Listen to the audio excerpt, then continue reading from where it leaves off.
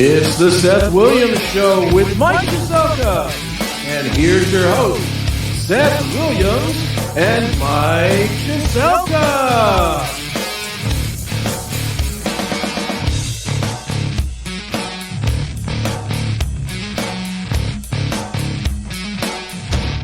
How dare you! You have stolen my dreams and my childhood with your empty words. I'm your father, Dr. Evil. I do not want to believe that. Because if you really understood the situation and still kept on failing to act, then you would be evil, and that I refuse to believe. I've been frozen for 30 years, okay? For more than 30 years. Throw me a frickin' bone here. Give me a hug.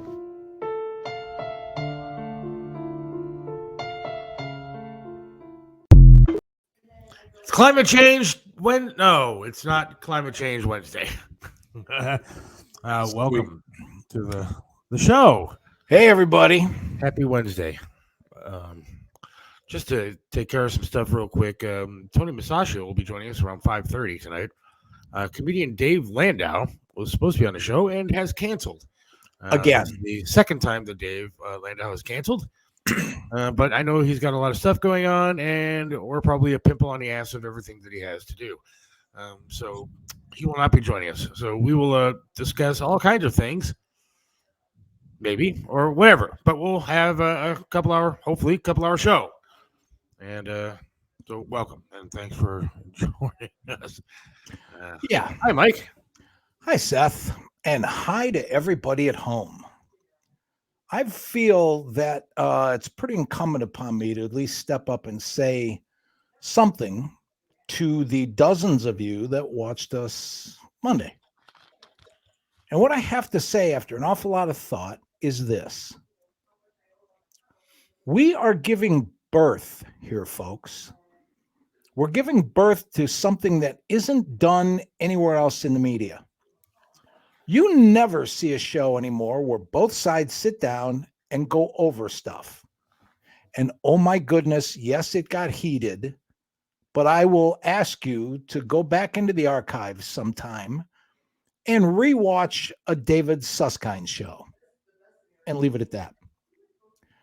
What we are trying to do is be part of a solution and not part of the problem. And believe me, if both sides in this split and divided country sat back and said, oh my God, everything's rigged, everything's a conspiracy, everything's against us, and everybody's lying and faking it, what can we possibly do? We lost. And we're doing whatever they want us to do, exactly what they want us to do. And the question that I always get is, what do you mean by they, Michael? And I will tell you. The World Bank and NTT and some of the governments already and think tanks in Europe are instituting stuff that equates to this. Smartphones, smart cars, smart houses, smart cities, smart traffic grids, all of that stuff is actually control. Once you don't have the freedom to buy whatever you want, go wherever you want, et cetera, then you might as well just get in line and get in the big Skinner box. And right now, as we all fight and argue over stuff that we shouldn't even be fighting and arguing over, plans are being made to do things like increase the number of surveillance cameras and data collection services. I mean, take a look at what's gone on the last couple of weeks between the murders in Idaho, between the Murdoch's trial, between the 4 people that went down to Mexico and ended up abducted and 2 of them killed. Every single one of those stories had cell phone data and video. If you're planning on being a criminal at home, give it up. You'll never get away with anything. There's video and data on everything everybody does. Now, if you're sitting there going, well, that has nothing to do with me, my answer to that is bullshit. Because when you try to buy something and the electronic chip that you're trying to buy something with says, No, that doesn't quite fit with your spending patterns or the amount of credit we're going to give you this year. You're going to put the card back in your wallet and go do something else. That's why I went to Seth and said, let's heal this country and wake some people up.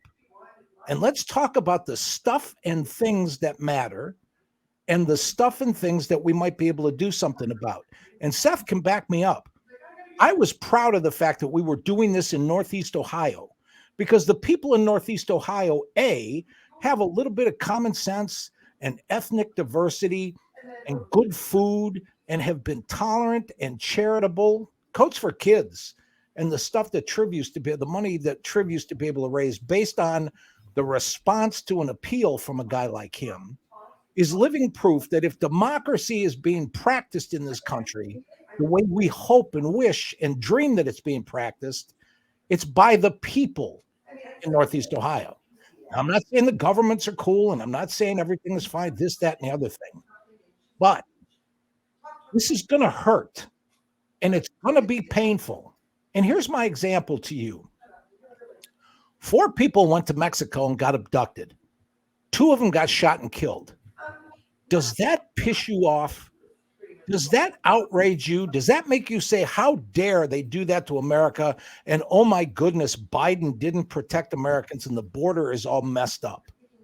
If it raises those kinds of thoughts, I'm fine. I'm with you. God bless. But here's the caveat. Those 4 people went down there for an undisclosed medical procedure. If you found out that that medical procedure had anything to do with gender altering or a sex change,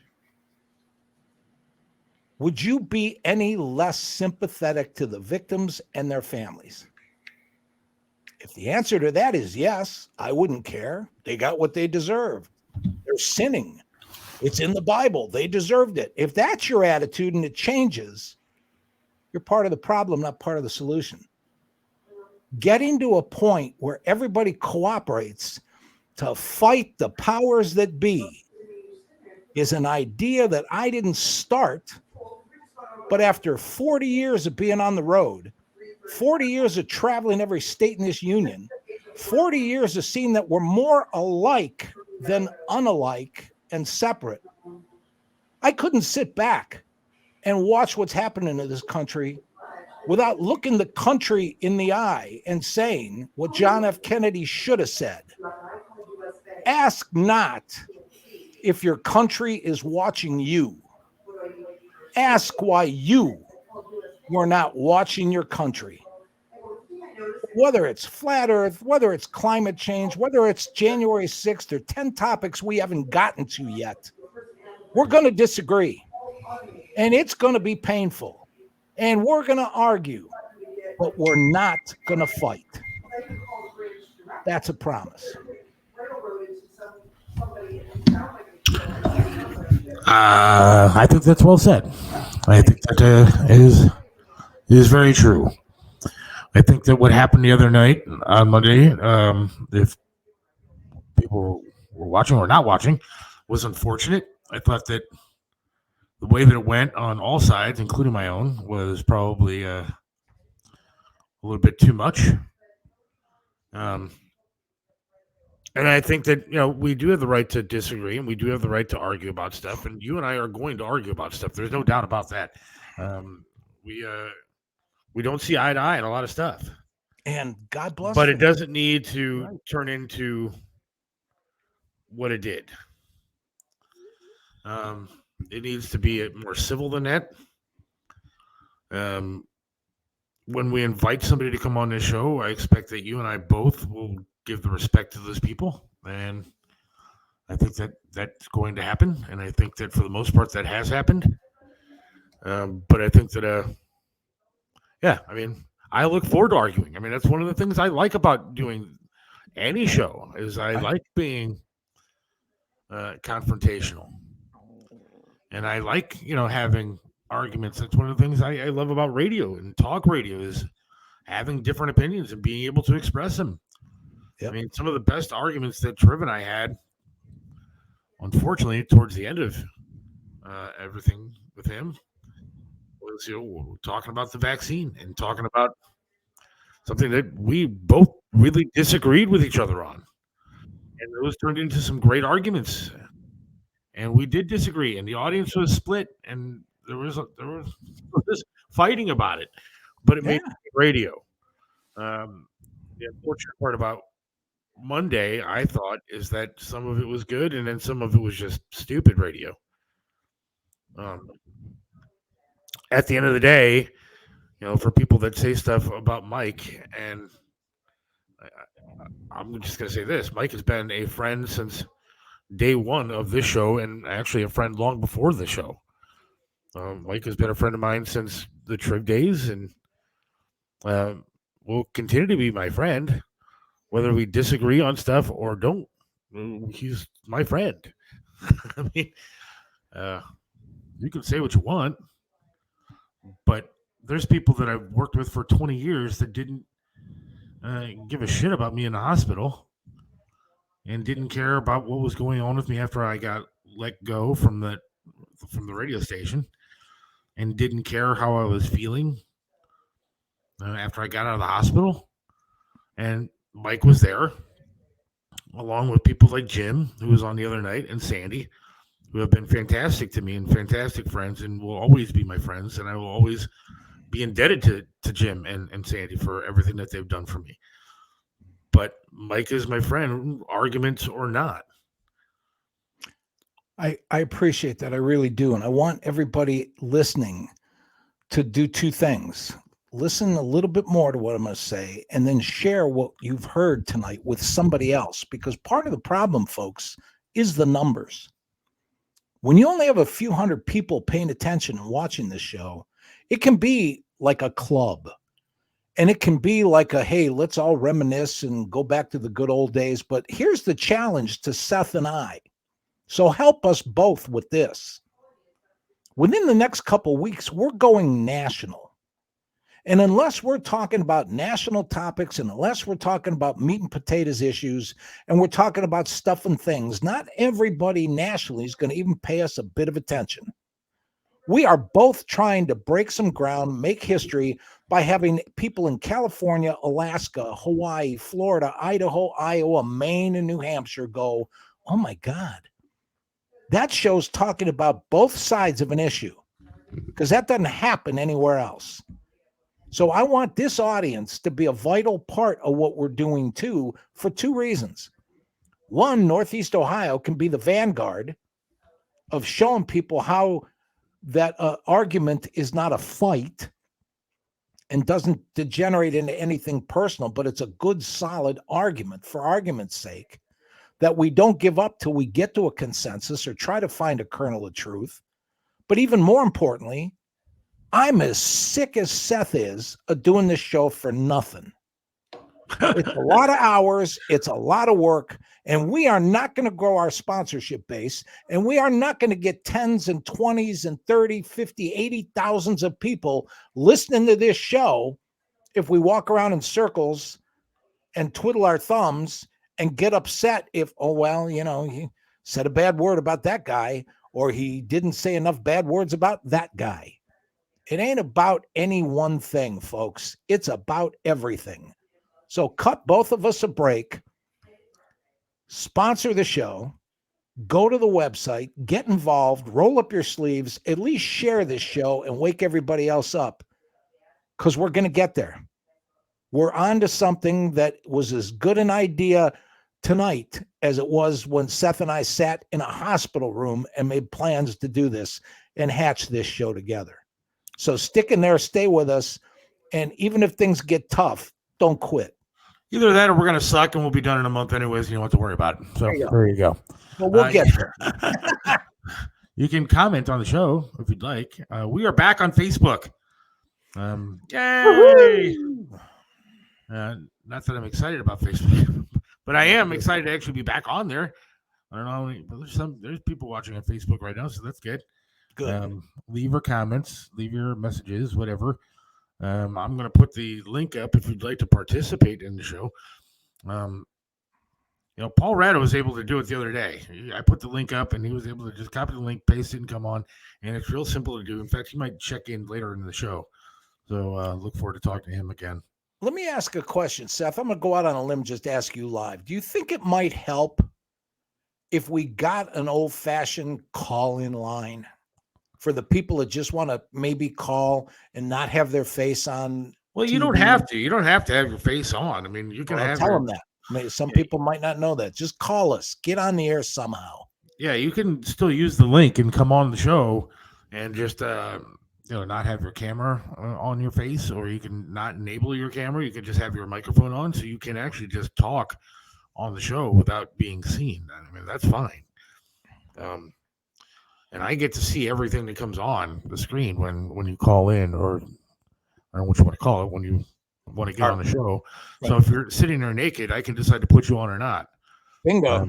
If you got stuff hanging out, I mean, I decide whether it's good enough to put on the show or not. But yeah, we encourage people to join the show. I missed you guys. Got called back to work. Construction. We missed you too, Mayor Bill. And we're actually good to be on. Happy again to be back on Facebook, because that was a long month for posting a meme. No kidding. Especially shocking. After that, the stuff I saw days and weeks after what you got thrown in jail for were twice as bad as anything that you did. That made no sense. And like, what's shocking to me is that we were on Facebook, but we were on another channel, somebody else's page the past few weeks, doing the CMS page, the CMS network page, right? Doing stuff on Facebook, and the amount of F-bombs and stuff that was dropped last Monday, and we didn't get banned for that, but we get banned for Hunter Biden hanging from a bunch of balloons in his underwear, the picture that he took. It's shocking to me. If you missed Monday's show, you got to go back and listen to it. You can always tell me, us or whatever, what you think, what you thought about the nightmare that was Monday. I feel bad. I've talked to Jim Scott today, first time caller Jim, and talked to him about everything, and told him I was sorry for the way that I handled things, and I hope that Jim still listens to the show. If maybe we'll come back on at some point. And if he does listen, here's the thing. I saw what was posted on YouTube at 9:20, which is 2 hours after the show was over. So let's just call it even and finish the show, because the information that needs to get out there on climate change, I don't want to have to do by myself, Jim. So the door's always open. Yeah, well, I think my slides are gone, so I'm not sure that. Just let it go, guys. Yeah, I mean, that's the thing. We're moving forward. There we go. Mayor Bill wants to be naked on the show. Mayor Bill, I encourage you to. There you go. The link's on the bottom, scrolling on the bottom of the screen, dude. So the information's coming, Mayor. Yeah, and you can, I'll post it again. You can just click on, copy the link, paste it, and come on the show. And if you want to be naked, well, I'll see you at the bottom of the screen. I may or may not put you up, but at least somebody will see you butt naked. So that would be interesting. All right. Tony Masaccio is coming up in just a little bit. He's going to be live from somewhere else. From what I've heard, he actually is going to be giving away something tonight. So I'm very excited about that. Nice. He's got a gift certificate or a gift card or whatever you want to call it to give away tonight. Looking forward to that. And we don't even get leftovers. No, we don't. So we'll see how that goes. Cool. And after that, I don't know what we're going to do. We're going to talk about all kind of different things. I got a bunch more videos that I downloaded today of stupid Americans. Now, stupid kids are these days, and the ridiculous things that they say and do, and it shows the future of our country. It's slightly terrifying, to say the least. I don't want you to forget either, because after we're done with Tony and before we jump into all that other stuff, you've been going through a hell of a lot and getting punished for trying to do the right thing. And I think that your story is pretty enlightening and worth talking about to everybody at home too. We have time to get into that now, I guess, because we still got 10 minutes before Tony is coming on. So I need a job badly. Obviously this, we need some sponsors to get this show going even more. But I mean, we're doing all the right things, and it's growing, to say the least, on different networks, on Amazon Fire TVs, and all that kind of stuff. So I'm not happy. I'm not upset about the way that the show is, the direction it's headed. But I'm not making any money doing it, and I need a job, and I need a job like badly, and like now. The unfortunate is I can't drive anywhere, so it has to be a from home kind of job. And I've been looking, and everybody says, "Oh, there's a billion." I hear Biden say, "Oh, we created 906 trillion jobs last quarter."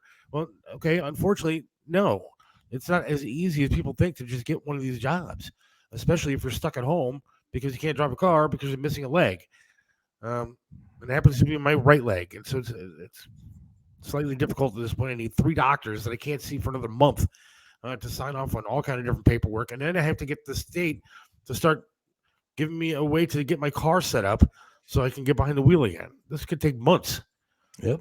And so, I need a job desperately. So the first thing I did was call unemployment.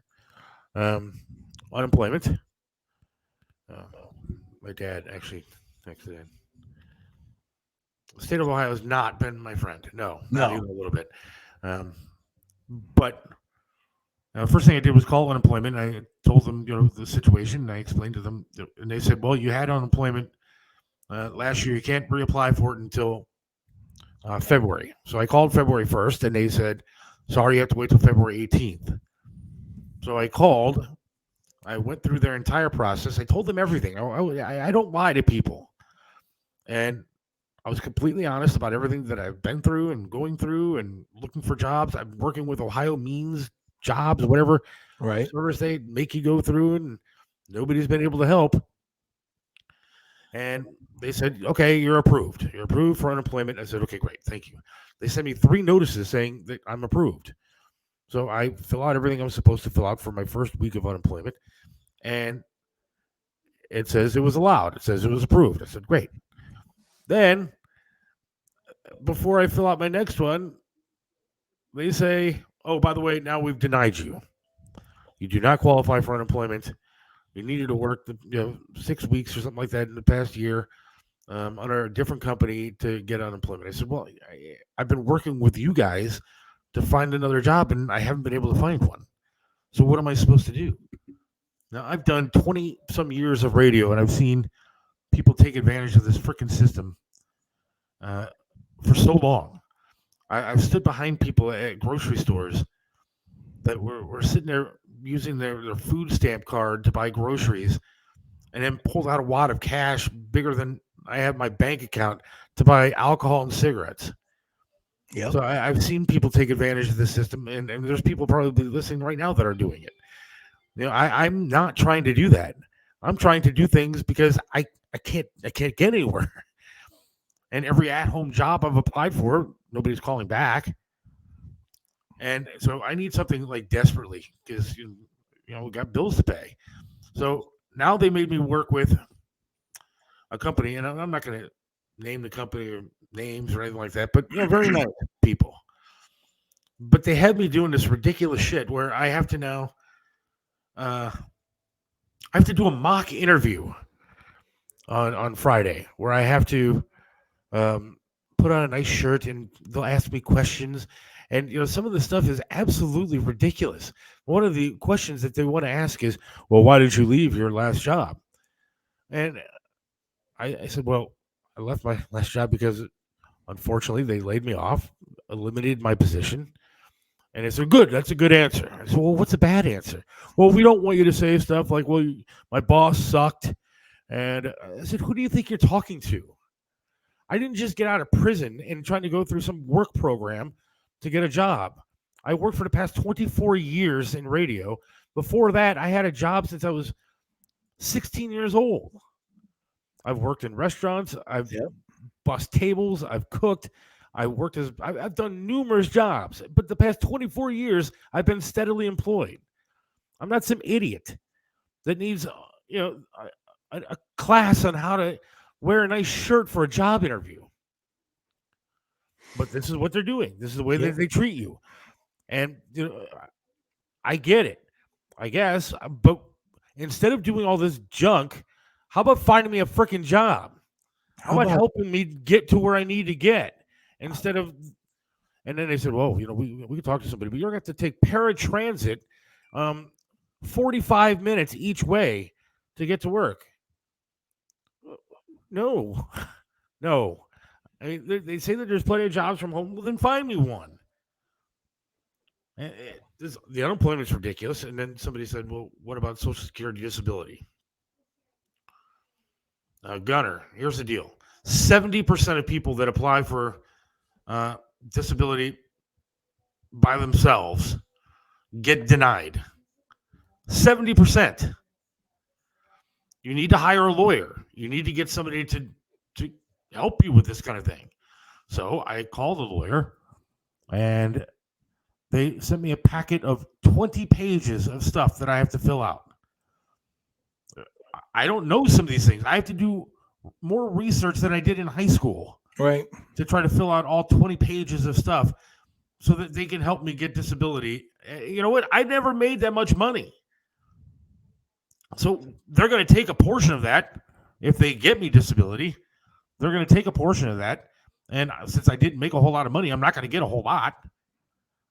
And granted, it's something. And then I don't know what the qualifications are. Can I work after getting disability? I'm sure I can, but how much? I don't know all these things.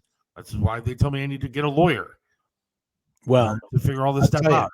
It is absolutely ridiculous, though, when I sit back and I think about all the stories about people taking advantage of all the shit out there, and I can't get a little bit of help when I actually need it. I spent days in a coma, over a month in a hospital, 6 months in a wheelchair, and I have to get my car outfitted with hand controls so I can drive somewhere to do work. And yet I can't take advantage of anything. People that actually need it can't get the help. And that's the thing. You are trying to get work. You're not trying to go belly up. One of these days, you talk about people say, well, get a lawyer. I will tell you the story one of these days about what happened to me when I was a lawyer and somebody faked a slip and fall accident and found one of those quote unquote lawyers that sued, and all of the stuff that could have been done to stop them didn't happen. And I got fucked in the end too. So there's all kinds of good stories out there, and they're coming. Mayor Bill. I'm not sure about that. I mean, I don't know if they well, let's be nice, Mayor Bill. I don't know if they know that I'm white. Here's the thing. I'm going to say this. That stupid class and that stupid guy that told Seth, put on a nice shirt. And oh, by the way, that's a good answer because you didn't say, and all of that kind of stuff. If we save the money off of that garbage, there'd be more money for people that, and the thing that bothers me the most in all of this is, how do you tell somebody 3 times that they've been approved? How do you tell somebody the check's in the mail, it'll be there next week, and call up on day 3 and say, oh, by the way, not we're sorry, not we made a mistake, just that, oh, you've been denied. And then when Seth asked, well, can I appeal this process? The person kind of smugly said, well, they reinvestigated, and that's how they found out that you were denied. So good luck with the appeal. Ha, ha, ha. That's the part that doesn't work. All those people that need work, this, that, and the other thing. This stuff should start when somebody loses a limb in the hospital. I mean, instead of everybody else scrambling, there should be services set up so that people can reassimilate back into society. That's another thing about caring for each other and being there for each other and working together to make things work. I mean, they told me I could file an appeal, which I did, and haven't heard anything about that because they said it could take up to 21 days to figure that out. Well, I don't have 21 days. I need something now. Brian says, have you called Ignatius? I swear I saw a posting for an alumni relations job. Maybe I'll do that. I mean, at this point, I don't care what it is. I mean, I need something. I like having this outlet for what I like to do. And, I enjoy it. I enjoy the podcast and it's going well. but I do need to make more money money. during the day. It's no secret that, I'm doing what I have to do to make ends meet too, this, that, and the other thing. But, I even offered to buy Seth a wig and a sundress and let him go from school to school and read books. But that's not really popular right now either. I would do that. I would actually, at this point, you got to take what you got to take. You got that right. Tony Masaccio should be calling in any second. So let's take now he's calling in now. So we might as well just go to him. Bingo. We don't have to take a break. If you have any help, I'm just going to put this out there. If you have any help that you, any ideas, anything, I'm going to put my email address on the screen. If you have any ideas, I think you should make a sign, put around your neck while we're on the air that says, "We'll broadcast for food." Yeah, I'm not at that point yet. No, I'm I know. getting close. Any ideas? There you go. There's the email address you can reach me at.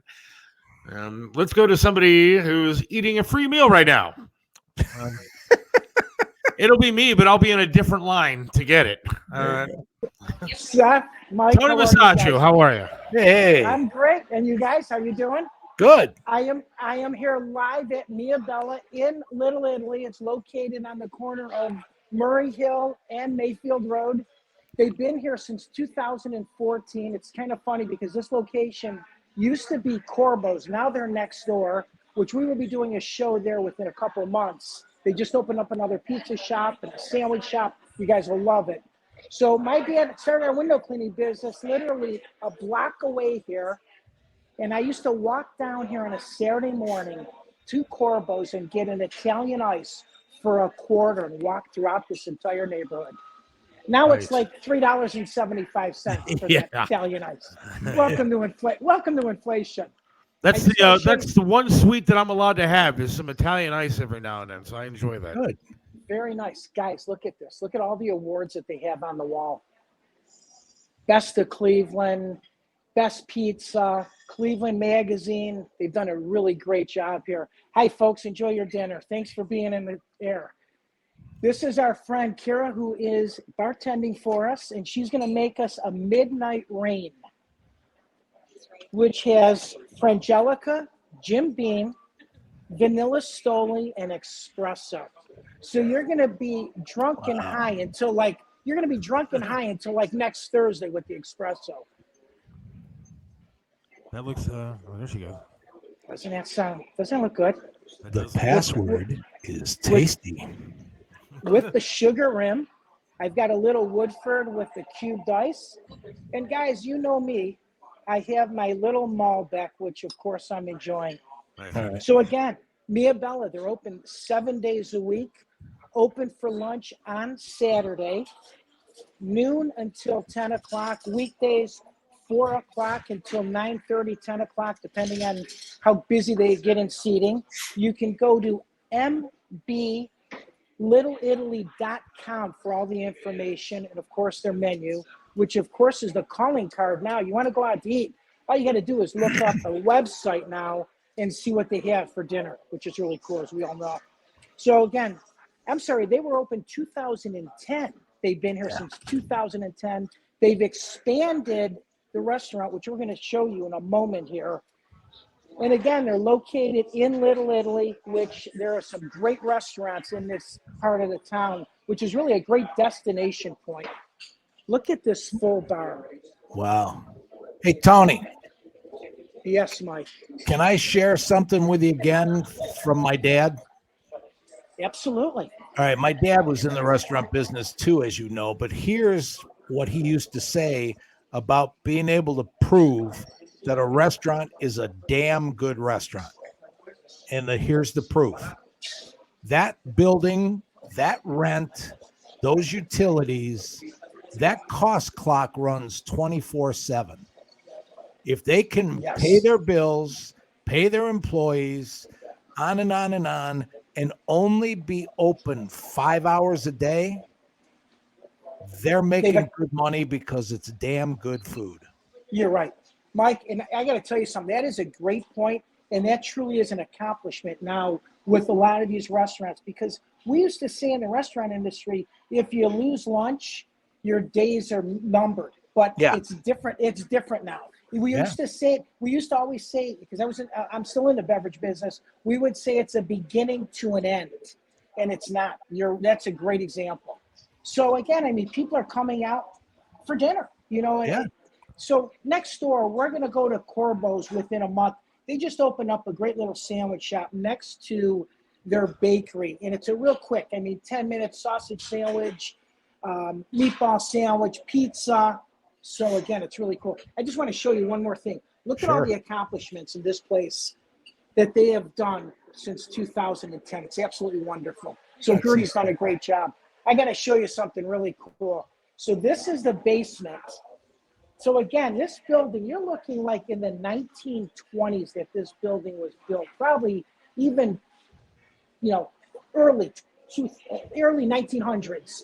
This was the wine cellar where they would make the wine, and it was a speakeasy many, many years ago throughout this entire area. So Jack White from the Mafia he would frequent this place, and you'd knock on the door and you'd walk down and you'd get your half a bottle or your full bottle of Italian red, we would call it. No, you didn't. We called it Dago Red. Exactly, Dago Red. Yeah, good point. Mike, check this out. Seth, I've got your favorite, Seth. They've got oysters. Oh, fantastic. Seth, have you ever had an oyster? I know you never had a tomato, you never had a pineapple, but now you've had those, right? Yeah, I've never had an oyster. I used to shuck them when I worked at Hooters, but I've never actually ate one.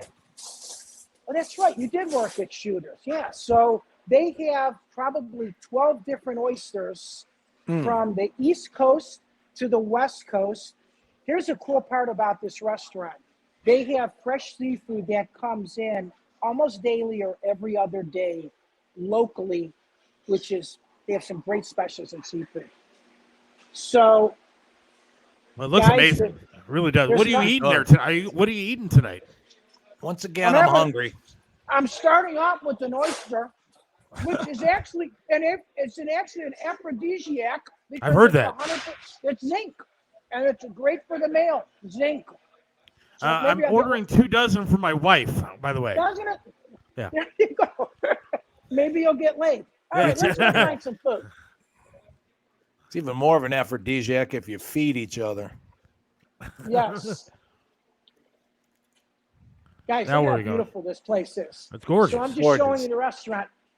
Look at how old this building is. You can just see the ceiling. This was all a copper ceiling. And of course, they painted it over. But isn't it neat? They've done a great job remodeling this place. So again, I'm going to show you the food that we have here, which is wonderful. I have a gluten-free pizza, burrata, cheese. We've got tortellini, gluten-free pasta, beets with salad, salmon, that looks amazing. and a saganaki. Oh, wow. And say hi to Tasha. Say hi to Tasha, my insurance agent. Hey, Tasha. Tasha, I want a bite of your burrata. Don't say that. So, guys, hey, you know what? Let's do something real quick. Why don't we have somebody text in right now? I will give a $20 gift certificate to Mia Bella. First person to text in. And then I will Check get your all phone. the I already information did. stuff. That was a good one, Mike. Just kidding. That's what I do. You guys figure it out. We'll get a listener and a viewer here, and we'll get a $20 gift certificate for them to Mia Bella's. Fair? So again, I'm so tempted to do so. I'm so tempted to say, first person that calls up and joins the show. Here's what we're gonna do. I posted my email already on the page tonight.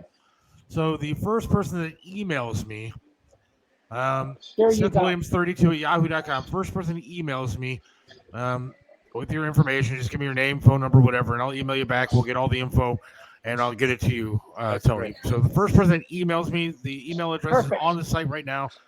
You'll get a $20. Would you say $20 gift card? $20 gift card. Fantastic. That's awesome. So, guys, let me close here. You can see me every Saturday morning. I'm sorry, you can hear me every Saturday morning at Flashpoint 1490 WERE between 10 o'clock and 11. And of course, we give away gift certificates. I'm at a different restaurant every week. We do 44 shows throughout the year. And again, we're going to be back here in Little Italy. We have Trentaria's, which is across the street. We have La Dolce Vita, which means the good life. We have Corbo's. We have Gorino's. And of course, I'm going to be back here for the Feast of the Assumption, which is in August. We're going to hopefully we can do a live remote that Wednesday evening while they're setting up. Nice. Wouldn't that be wonderful? And you know what we'll do? We'll get all the restaurateurs on air. We'll get a table. We'll get them on every 5 minutes, and we'll talk about their restaurant. Okay? That'll be awesome. Yep. I will talk the entire show with my mouth full. Wonderful. That's what she said. With the Triv show. Yeah. All right. So little Johnny goes to confession. He says, "Bless me, Father, for I have sinned." He says, "What?" Father says, "What's up, Johnny? First of all, are you my altar boy?" He says, "Yes, I am, Father." He says, "What's going on, Johnny?" He says, "Bless me, Father, for I have sinned. I have slept with a loose woman." Father replies, "Was it Mary Jo? Was it Betty Shalero?" He says, No, Father, I cannot disclaim who it was for her reputation." So the father says, "Well, for your atonement, I am going to give you 4 months off of altar boy. So go now, Johnny, and behave yourself." So Johnny goes into the pew, sits down to his friend, and his friend whispers to him, "What did he give you?" "Well, he gave me 4 months of vacation and gave me 2 good leads." Thanks, Stone. Thank you. Thanks. Love you guys. Enjoy. Tony Masaccio reporting live in Little Italy at Mia Bella for the Seth Williams Show and Mike Jaselki Show. I'll talk to you guys next Wednesday. Thanks again. Got it. Ciao. Good stuff, man. That place looked really good. Again, another fun time with him eating out and you and I not. Yeah. Yeah. All right. Yeah. They're going to email me and I'm going to send you that gift card, Mike, and then we're going to split it. There we go. $10 a piece. There you go. Let's split it with you. First person to emails SethWilliams32 at yahoo.com and wants the gift card to Mia Bella, do that, and I will get your info and we'll go ahead and get you out a gift card. Sweet. Gunnar says, "Awesome, Tony." Yeah, he's a good dude. Worked with Tony for a lot of years. Does everything from window cleaning, gutters, and all that kind of stuff. I think he does margarita machine stuff, like the mixes and all that. He's a entrepreneur, without a doubt. Yep. And then is lucky enough to have a gig where he goes to all these restaurants. He was talking about how when he'd go down and get the Italian ice as a kid, it was only 25 cents. Yeah. I wonder how much it cost a business back in the day to have all their windows washed. That was probably like $4 or $5 too. Yeah, the price of everything is through the roof. Yep. I mean, this is what I'm talking about, though, man. We got to take a break in a little bit, but in a few minutes. But the prices of everything are so outrageous. Yeah. And this is why, going back to what we were talking about earlier, I need to get something like soon. Yeah. I mean, we went to the grocery store the other night. Now, I don't have extravagant lunches when I'm sitting here. Right. I have some lunch meat. Right. Bread and stuff. I mean, it's not like I'm making huge buffets for myself throughout the day. Right. So there's some lunch meat, some cat food, maybe some pop for everybody in the house, and some stuff that, my daughter needed for school. And I mean, but it wasn't a lot of stuff. It really wasn't. Half of what we would normally buy, or anybody would normally buy going to the grocery store. And it was nothing that wasn't a necessity. It wasn't like anything I need to eat. I'm diabetic. I have to have something around here. But again, it wasn't like a whole lot. It took up one grocery bag, and it was $45. Yeah. And you're sitting there looking at what you got. And what do you mean $45 for what? What did I get that was $45 worth of stuff? Everything is so outrageously expensive now. Yep. It's tough to do anything. Yeah, I don't know. Are you experiencing the same kind of thing? absolutely. Look, I don't buy eggs, so everybody's talking about how eggs were through the roof. I don't really buy eggs. I But would tell everything else does seem to be really expensive. part of what I've had to do, and my love and I have worked this out and make an adventure out of it, is you got to pay attention to what's on sale when. And the days of being able to walk into one grocery store and buying everything are over with because noticed that, there are yeah. such wild fluctuations. We'll go to store A for this, and then we'll go to store A, B for that, and then back and forth and back and forth. So between, trying to eat better, trying to eat cleaner, here's the other thing. We don't buy a lot of cans and boxes of food. We buy food. We cook. I buy vegetables, we buy meat, and that's it. Then we make salads, and even that is, and anybody who's raising a family, especially, you remember, I remember how I used to eat when I was 12, 13, 4, 5, 6. How do you tell your kids, no, you can't have another sandwich? That's got to be hell. Well, and it sucks because one thing I've definitely noticed since, I've kind of changed eating habits. I was the guy that went to Burger King, right, or McDonald's or whatever, and I have the apps for my phone, and I could walk out of Burger King with 3-4 sandwiches and a side for like $6-7. Yeah, try pricing that today. And that meal you at can't Burger get King forget about it. Yep. Even the fast food places are insanely expensive now. Yeah, but to eat healthy is way more difficult. It's they want you to eat all this healthy stuff, but yet you can't afford to eat the healthy stuff. But here's my dilemma. First quarter results came in after we started with legalized gambling in Ohio, 24/7. And Northeast Ohio spent more than $164 or $16.4 billion. If you got that kind of disposable income, maybe everybody, a lot of people are suffering, but a lot of people just, I don't know how they're making it, because they're saying that nobody works anymore or works 4 days a week. Yeah, I want a job and can't find one. I don't get it. We'll talk more about that over time, but I am baffled by that. Want great gas meat. is $7 a gallon, and you wait 4 hours in line to buy a cup of coffee at Starbucks. Okay, that makes sense. Mayor Bill says, "Want great meat, cheap? Look up Edinburgh Corner Store." I will do that. Where is that? With what you said, I don't know. I don't gamble at all, though. I don't spend my money.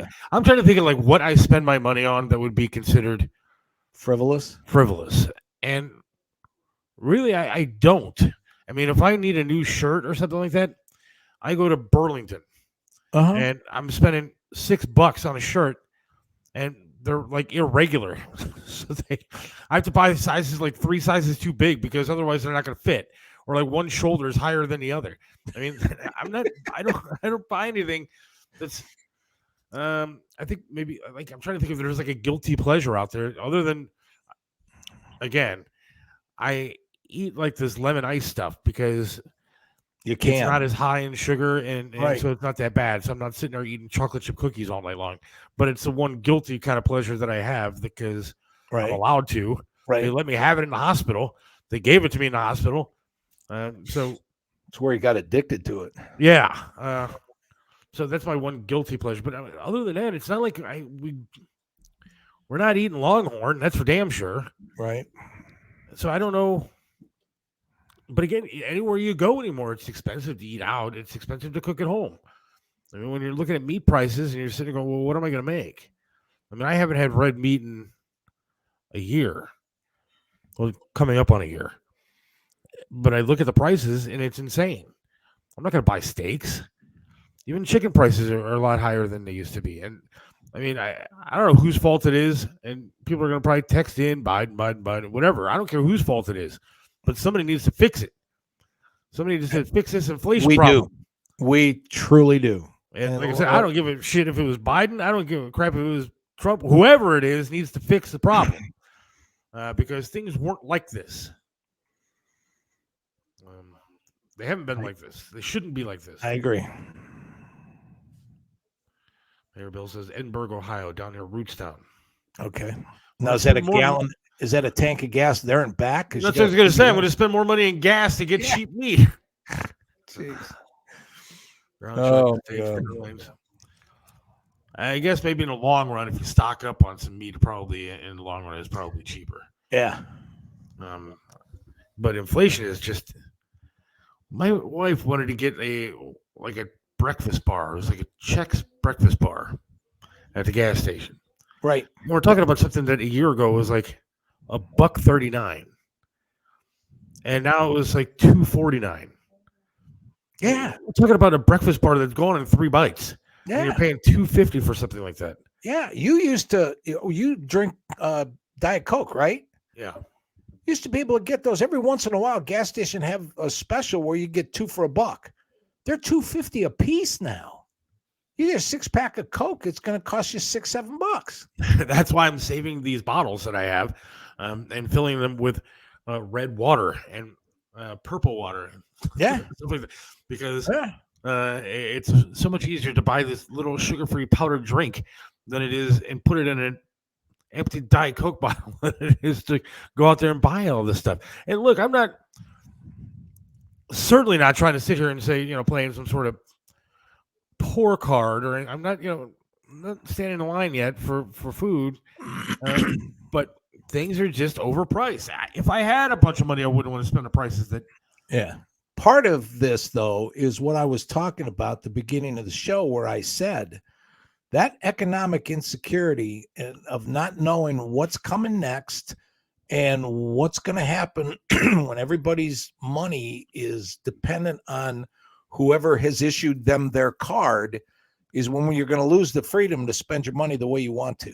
And we'll talk about that in the coming weeks.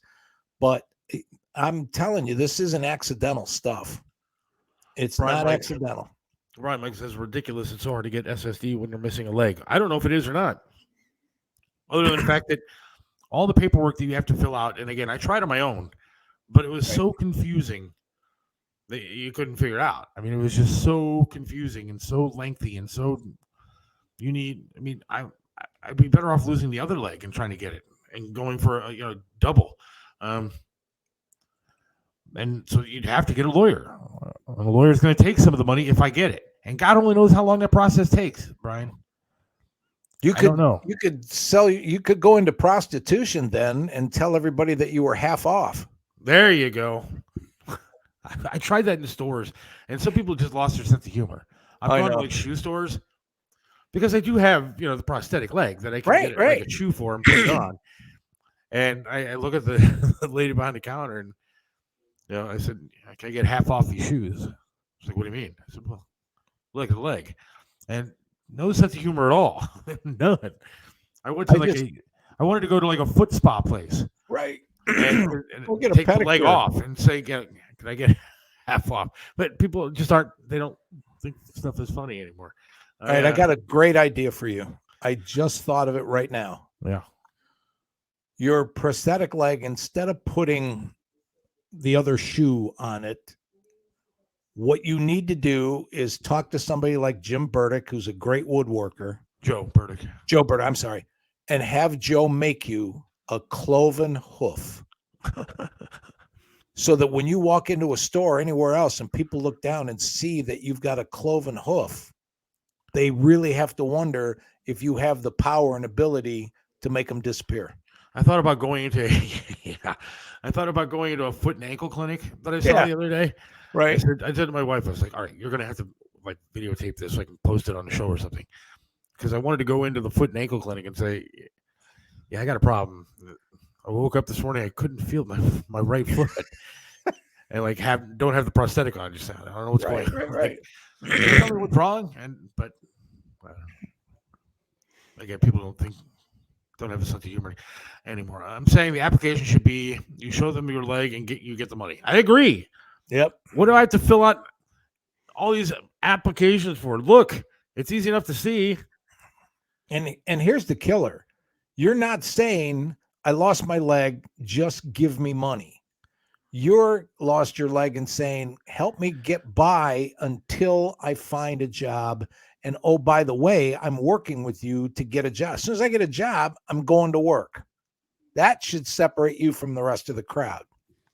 And that's just it. I mean, I've never seen something like this ever, where somebody wants to work and just can't get something. It's beyond frustrating. It really is. Yeah. I mean, I'm not like a crier, but today, I mean, I put the glasses on for the show because my eyes were red because I can't get somebody to help Yeah. when you need it. And that is beyond frustrating. And I don't want to go to, family anymore and say, hey, look, I need help. But there's nobody out there. Yep.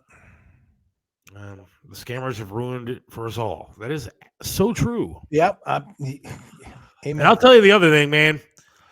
You take life for granted sometimes. Yeah, that's true. And I'm guilty of it. I'm so guilty of every single day for the past 24 years of my life, waking up and going, yeah, whatever. And you get up and you go to work and you do everything that you normally do and you live day to day and you take it for granted. But one day, in a blink of an eye, it could change. And then what? Then what do you do? And that's the problem that I'm having now, is trying to figure out, all right, what the hell do I do now? I mean, there was one day last year on a Saturday that my wife came home with food for me, and she forgot to bring me a Diet Coke. And I was screaming at her. And I told her to get the hell out of the house. And she left that night not knowing what the hell was wrong with me. And she took my daughter. And the next day when she came home, I didn't know what day it was. I was playing with a phone that was not charged. I was watching TV that wasn't on. And then 3 days later, after a coma, I lost my leg. Yep. Nowhere in a billion years did I think that morning, that Saturday morning, the Saturday before Easter last year, did I think that my life was going to change like that. And you take it for granted sometimes. All the time. And then you wake up and everything's different and everything's changed. And then you're struggling to find help and it sucks. A year later, it still sucks. So I guess be happy with what you have. That's part of it. He says, so video with you and Triv. Seth eats first pineapple. Yes, you can look for that video. It's on Odyssey, but if you don't want to pay for it, just go to YouTube and look it up. I had my first pineapple at one of the benefits. Yep, I remember. With Triv for Coach for Kids. Yeah, you were sitting across the table. Yep. And actually, you were very funny. So look up that video. Seth eats first pineapple, Triv show, whatever. And it actually is fairly good. All right, but you're alive. Of course. I mean, Yeah, I'm not saying I'm unhappy. I'm not saying that I want to end it. Of course, I'm thrilled. I'm very happy. I love my family. I love the fact that I'm alive. I love the fact that I did get some help. I mean, if it wasn't for Dave Mortosh and the house thing, I mean, this house, forget about it. I have all kind of problems. So I'm blessed in a ton of ways. So I'm certainly not trying to come on here and complain. What I'm trying to say is be happy with what you have, but watch out. It can end in a heartbeat. Right. And it's also why we need to help everybody else, anybody else, when we can, because you never know when it's going to be you. That absolutely, exactly. And again, I got family that loves me, and so I'm certainly not sitting here, woe is me kind of thing. I'm not trying to be, anyways. Wait a minute, though. I'm just saying, forget about it. Sometimes things change, and it changes very quickly. I just thought of something. 3 or 4 days ago, I got an email from the exiled princess of Zimbabwe whose father died. Yes, that is true. And left $7.5 million. And she's trying desperately to get it into my account so that I can do charitable work in her late husband's behalf. And I sent them all my banking information. As soon as that money arrives, Seth, I'll split it with you. Yeah. And also, I don't know if you checked the show email before today. Right. I got the email saying that we won the national lottery. It was our email address and 3 others that were picked for the national lottery. So all I had to do was send our banking information, which I did. So yeah, between those 2 things, you and I are set for life. So I don't even know what we're worried about. Tell you. Yep. Paul Ratto is going to join us after this quick 2-minute break. Hang on.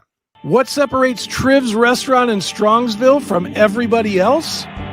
Some restaurants you go to eat the same thing over and over and over.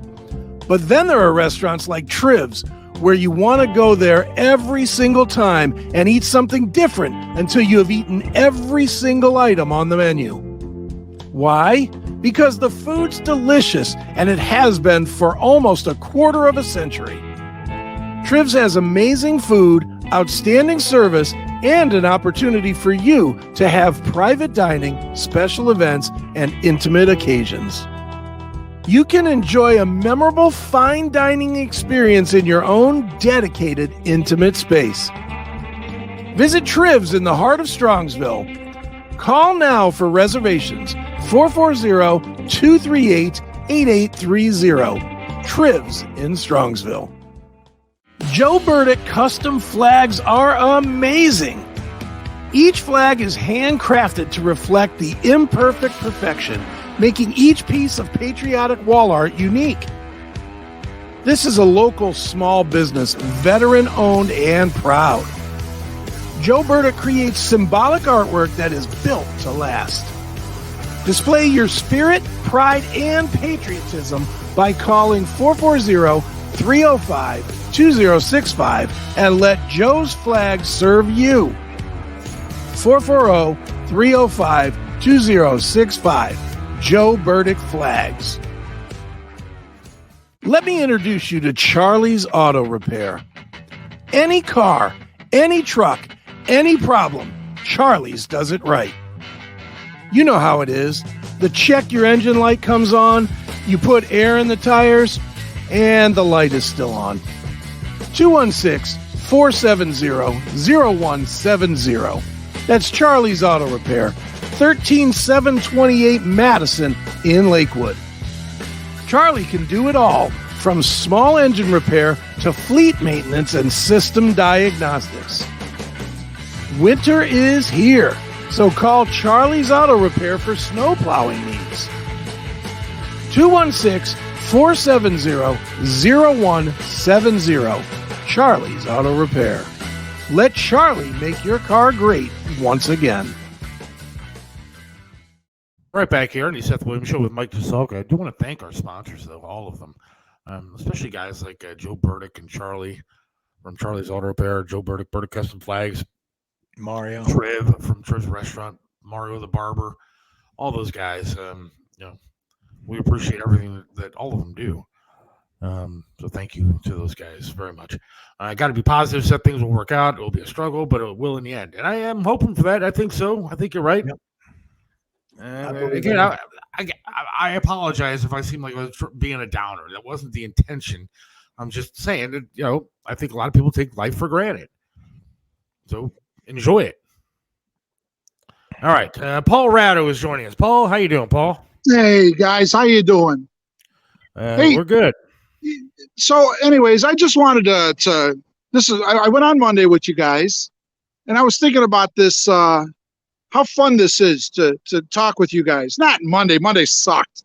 But in general, talking with you guys and this forum that you put together and listening to Mike, what you said earlier about wanting to take this national and get the whole country talking. And I think it'd be great if we just got Cleveland talking first to get ready for this national exposure. And for those that are watching this show, that watch this show every week, to be involved is just as easy as what I just did. Setting the link up and going to, because I got to be honest with you, when you guys switched to the new format, I'm thinking, dude, that's beyond my technological ability to join the show. And then when I joined you, was it a week ago today, right, Seth? Yep. I thought, man, this was actually pretty easy. And then when I went on Monday with you, I said, that's actually pretty fun. So I'm back on today and encouraging. really everybody watching to get involved too. I know they do when they send the little banners across the bottom, but it's just that easy to get on board. If you can chat with somebody on your phone, and I know a lot of the apps like Duo and Face Chat and whatever the hell they are. It's just that simple, and you're doing it talking to Seth and Mike. And I'm encouraging all of you guys to get on board and be a part of the show. I know that the Triv listeners love being a part of his radio show, and they were very talented. And I got to imagine that the same people that were listening to Triv are watching you guys. So get on board, do the show. It's fun. Some of the Triv listeners were actually more talented than recent producers. So absolutely. You talking to me? You talking about me? Certainly not talking about you. No, more recent. A lot more recent. No, I got to be honest. When I was on the show, Triv loved his listeners because they would come up with stuff all the time. Where I did parody songs, but we would get them sent in to us. Hell, this was even before Facebook was a thing, where they would send in a cassette because they couldn't even email an MP3 file. Right. And I was the guy that would take it, get it ready for Triv, and Triv would play it. So it was a lot of the songs that you heard that were attributed to me. I'm going to say it right now because I don't have a statute of limitations. Yeah. Go ahead. Yeah, it's not that I didn't do that. Some of those good ones they weren't me. but it was a listener's part of the show, and it should be.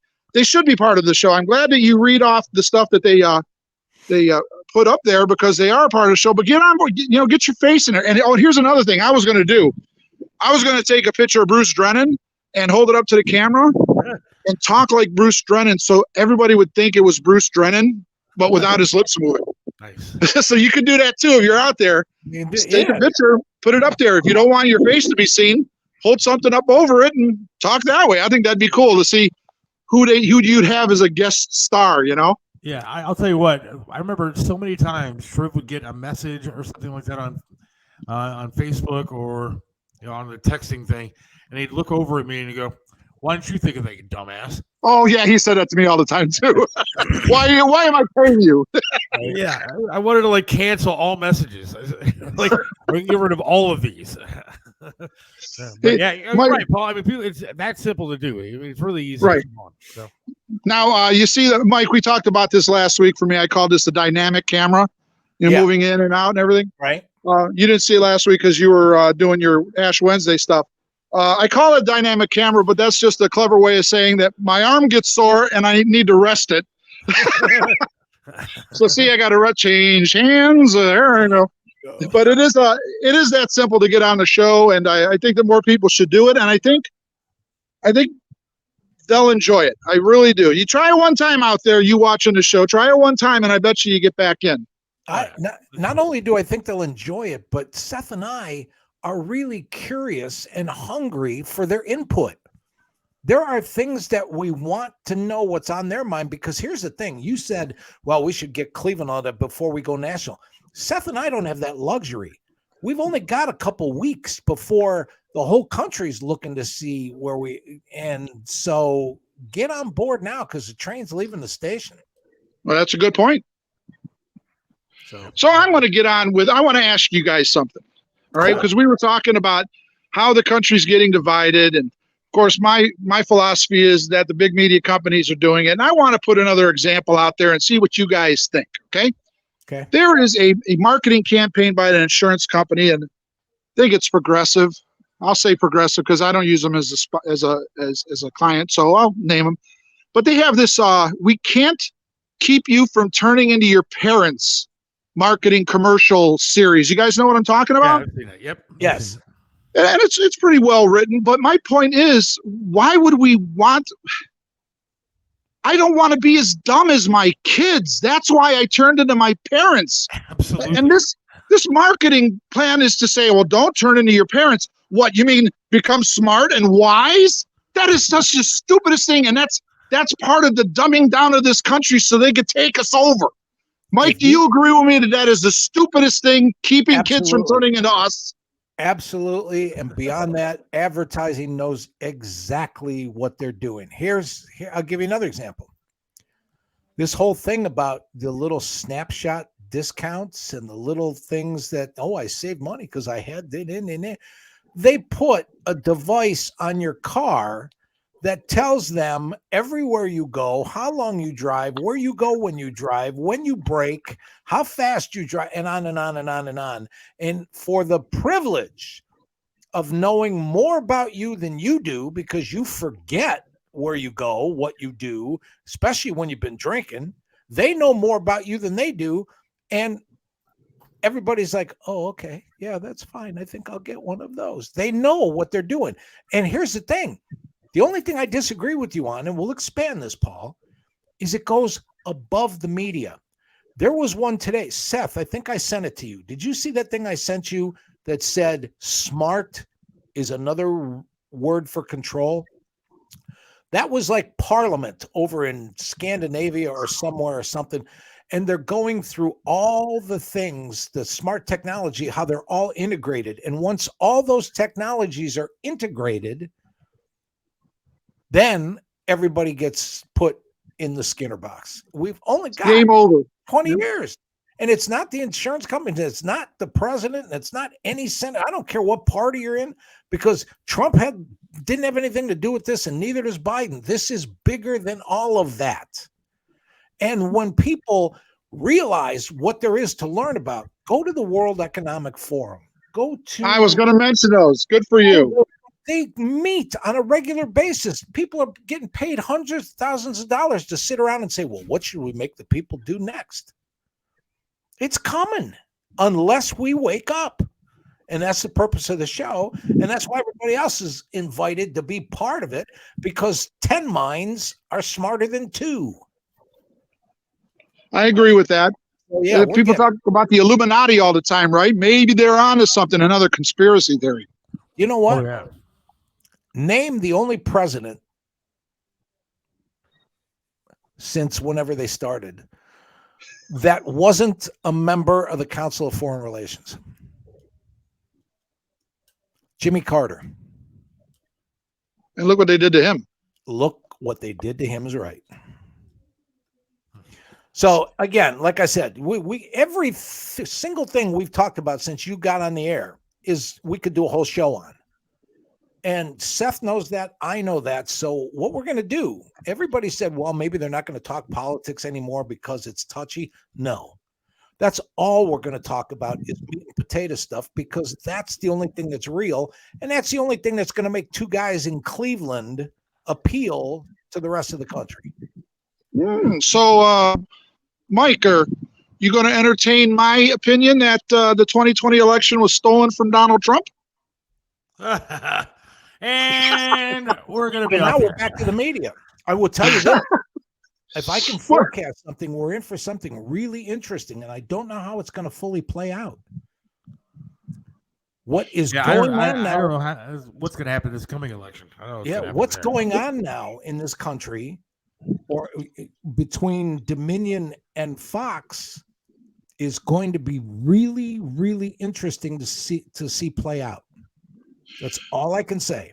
Well, there's a couple things. Well, just about that. Yeah, the Fox and Dominion, keep an eye on that. But let me ask your opinion about this. Okay, Mike, you and I talked casually once about at one election, you actually volunteered as a poll worker, right? To make sure everything was on the up and up, correct?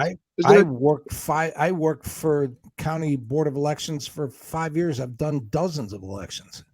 Right. But, and so keeping the vote, the ballot secure, that's pretty high up on your mission statement, right? That once it's vote, you mark the ballots and you put it in there in a secure area, so it's counted and it's secure, correct? Yep.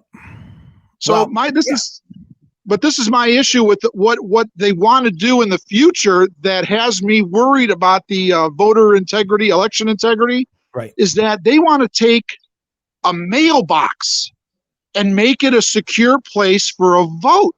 Right. And I don't think that there's any way you could do that. You take your vote because you got mail-in ballots and you put it in the mailbox, and everybody that works for the post office becomes in charge of securing that. And I think that is just I too completely wide agree. I completely open. agree. I will say this. The last election was not stolen. And the fact that everybody is only concerned with the top of the ticket, but all the numbers matched all the other races, and nobody has said anything about those, because if the numbers were changed, the numbers were changed. But here's my point. The mere fact that election integrity became an issue for us to fight about was planted by something for a reason. And the government isn't all corrupt. The government is all owned. There's a big difference. So what I'm saying is the fact that we're talking about and half the country or 30% of the country believes this is because they want that to foment, because it's going to mean something when they decide to change things. And see, I'll just toss in my 2 cents here, and then I'll let you go with this, Paul. But I know that what he said about the election, but that's why I do think the election was stolen, because you're right, the government is owned, and we had somebody in there that wasn't, and they want to get back to the way that they like it. And so I do think whether it was stolen the way that we saw it, or I think that I saw it, or done another way, I do think that the government wanted Trump out of there for a reason. And that's my opinion, and I agree with Seth on that. He wasn't part of the good old boys network. No, not at all. There were establishment Republicans who wanted him out just as much as the most ardent Democrat. Yes. They're talking about a guy that actually gave money to the Clintons back in the day. Where the guy, and the NAACP was the man of the year. Yes, I think that Trump was the wrong person, but the right idea. He's just an egomaniac idiot that he lost credence as that person that could change the government around. He had too much bad luggage for the media to exploit. But I think it was the right idea to get somebody who wasn't part of the establishment in that office, and he just was the wrong guy.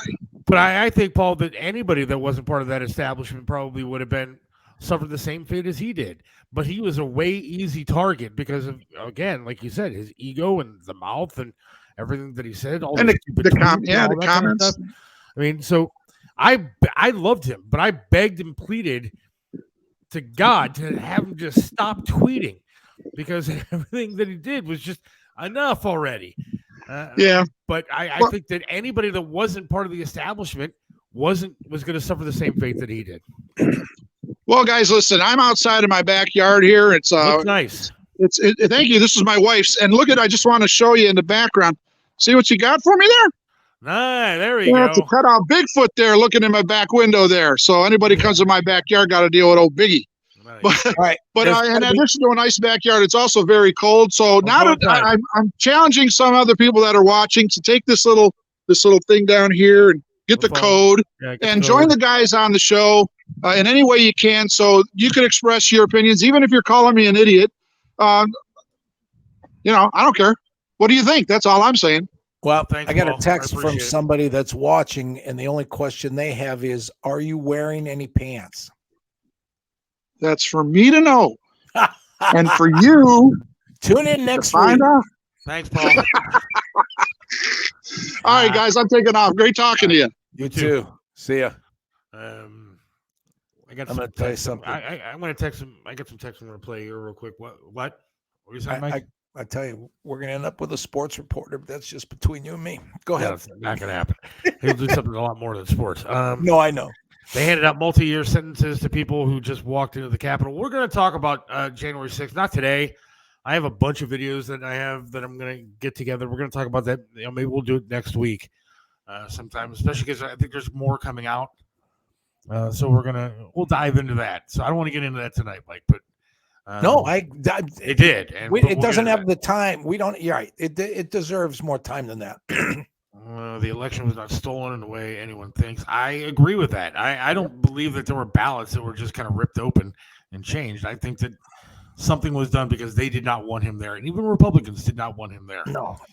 You need to watch the HBO series, The Plot Against America. It's about if FDR did not win re-election and how votes for a candidate can be changed without a drop-off location. I'll check that out. Thank you, Mark. Yeah, thanks, Mark. Trump actually had a press conference and took questions that were not pre-approved. Biden press conferences, when they happen, are very scripted. That is true. I mean, he's been caught with the script there and the lineup of people that he's supposed to go to. Right. Look, again, I'm done talking about Trump for the most part, just because. Well, that's he's gonna running be for hard to avoid president because he's going to be a candidate. Even and that's fine. Let's see Yeah. what happens. Let's see if he's the nominee. Amen. We'll cover all that as it goes on. Yeah. But right now, I mean, his presidency is over, and it's not. He hasn't won anything yet. Right. So I mean, there's no reason to talk about it. We can talk about the current guy. I mean, there's a lot going on right now with the current guy. There's Right. a lot of stuff being investigated about his family. Right. There's a lot of stuff. There is a lot of January 6th stuff that we can get into again next week. Right. What else? Mike is really going to behave about that topic. World Economic Forum. Yeah. I'm the one crying for it. Everybody says, oh my God, you don't like Trump. You must be a liberal Democrat. I said at the very beginning on the first show, both sides are wrong. I'm not happy with either. We got to get to where we need to go. But in order to do that, you got to put both wrong ideas down and move forward. All right. Again, without talking I'll about be Biden, fair. without talking about Biden or Trump, I mean, do you think that there's any way out of this mess? Because the government, Yes. the government is bought and paid for at this point. Okay, Republican, Democrat, whatever you want to say. There's some, it's going to be drastic. extreme on both sides. That one thing, but I mean, I think for the most part, the government is bought and paid for. Okay, well, but it is drastic, but there are some things we're going to have to do as people. We're going to have to start writing letters again. We're going to have to put down our cell phones a lot of the time. We're going to have to demand that we have the ability to pay cash for stuff and not just swipe cards and do, there's all kinds of things. I'll give you an example. If you want to straighten out things with oil prices, if this entire country got together and said, I'm going to buy gas from everybody except Mobil, and for a month, Mobil didn't make a dime, it would do one of two things. Either force some changes or force their hand to show you that, oh, they're not hurt at all. If everybody said, like, you like to go to Burger King, if we only did that, we could force McDonald's to put a whole slice of cheese on a fish sandwich. There's a lot more power in consumers' hands if we got together. But the problem is everybody's like, well, what does this have to do with me? And they're going to do whatever they want to do. So it's hard. The odds are against us. I wish this was going to be easy. It's what I said at the beginning when I said, this is going to hurt a lot, but it's worth it. It's like paying extra for that lady in the leather dress to get the good oh, never mind. Still, if you want to go to Mia Bella, $20 gift card. Yeah. Put the email address up there, SethWilliams32@yahoo.com. Just send me your information and I will pick somebody. Nobody's even done that yet? Well, I don't know. I haven't checked my email. Because I was going to say BS. I'm winning it. So if you want a $20 gift card to Mia Bella, I will pick somebody. SethWilliams32@yahoo.com and give me your information. Nobody wants to get together. Everybody is just comfortable. I agree. And I think that it goes back to what I was saying about life in general. That's what I was just in general. Everybody is comfortable. Everybody gets comfortable in your own little thing, your own little world, and everybody. Yes, everybody is comfortable. Everybody's comfortable with their own side, their own opinion, and they will never change. And that's unfortunate because I think that's a big issue. Yeah, that's a really big issue. Yeah. All right, let's take a quick break. All right, I'll see you on the other side. Do you want to play some of these videos that I pulled? I really do. Americans? Yep, and I want to at least mention all those things that stories you sent me because they're interesting too. Yeah. So we got about a half hour left, so let's play some of these crazy videos of people and talk about that and talk about some of the other stuff we found as we continue on to the Seth Williams Show with Mike Jaselka. Hang on. Hey, it's Seth from Mario's Barbershop in Parma, 7526 Broadview Road in the Pleasant Valley Shopping Center right next to Big Lots. You got to check out Mario, man. Great guy, does a lot for charities, but can perform miracles with hair. He even made me look clean cut. Does my hair, does a great job. Love talking to the guy while I'm sitting there. It's a great place to go, local business. You gotta go to Mario's Barbershop in Parma. Mario's Barbershop in Parma, 7526 Broadview Road. Again, in Parma, Pleasant Valley Shopping Center, right next to Big Lots. Or give them a call, 216-520-1977. That's 216-520-1977. Mario's Barbershop in Parma. Trust Joe's Lakewood Computer at 14035 Madison in Lakewood. They have over 30 years of professional service handling laptop and desktop repair services, virus removal, and data migration, and much more. You can trust them with hardware updates to your computer's memory and hard drive. Call 216-651-3880. Whether you need a simple Windows install or you're interested in the latest computers for gaming, call Joe's Lakewood Computer at 216-651-3880. This is Tim Elkhorn, radio voice of the Cleveland Cavaliers, for attorney Will Spiegelberg. Will Spiegelberg is not only a name you know, he's someone you can trust as your attorney, no matter the circumstance. Will Spiegelberg is an attorney you can always count on. Will Spiegelberg is the attorney you should contact for all your legal work. When you need an attorney, call Will Spiegelberg at 216-233-4240. Attorney Will Spiegelberg, a great teammate. 216-233-4240. Right back here on the Seth Williams Show with Mike Jaselka. We're going to wrap things up in about a half hour. So got a little time left. I want to play some of these videos, though. This is what America is coming to. This is what America is. You excited to see? Yeah. Oh, this. You see my act. It's full of this. All right, let's see what we got. Do you know what country the Panama Canal is in? No. If you had to guess, like, what do you think it sounds like it's in? Guess a country. Europe? Yes. Do you know what we call a shape that has 5 sides? Diamond? Yes. Can you tell me what time this is? Yeah, that's 2:50. 2:50, right? Yes. How many minutes make up a quarter of an hour? 25? Yes. Wow. This is the youth of America. This is a true story. 4 or 5 days ago, I'm at Mark's. Some guy that's just got hired because he's on a break from college, whatever. He's coming, gets paged. So-and-so, please call extension 203. So-and-so, call extension 203. Well, there's a phone in the desk back where I work. He walks over to the phone sitting on the desk, and he calls me over and says, how do I work this thing? He's in college. Right. That's why I have to give my daughter a lot of credit. She got her first job, and she has to work a register for her job, and she's actually getting a hang of it. But I don't know what some of these kids are learning in school, because my wife went to Mark's the other day, and she wanted the person to break a 20. And the girl looked at her like she had 14 heads. Right. And said, what? What do you mean? Well, she's like, I just need change for a 20.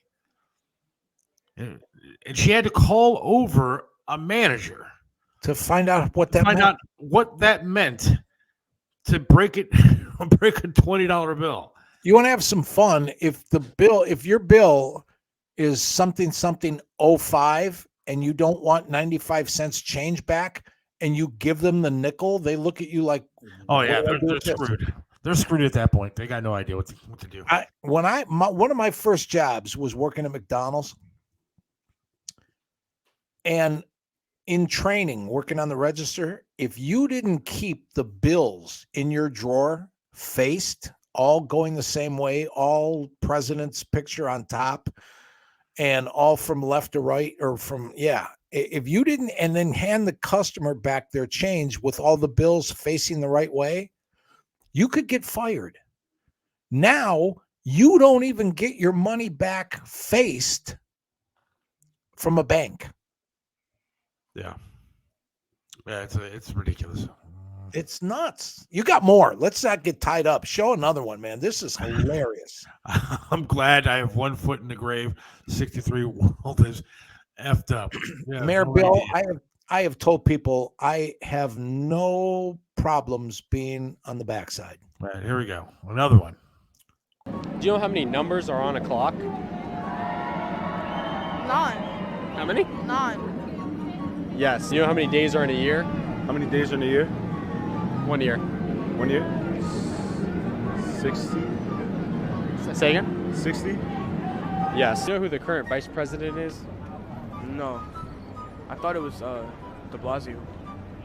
Who? I thought it was de Blasio. Whatever his name is. How long does each president serve their term? What, 2? Yeah, 2.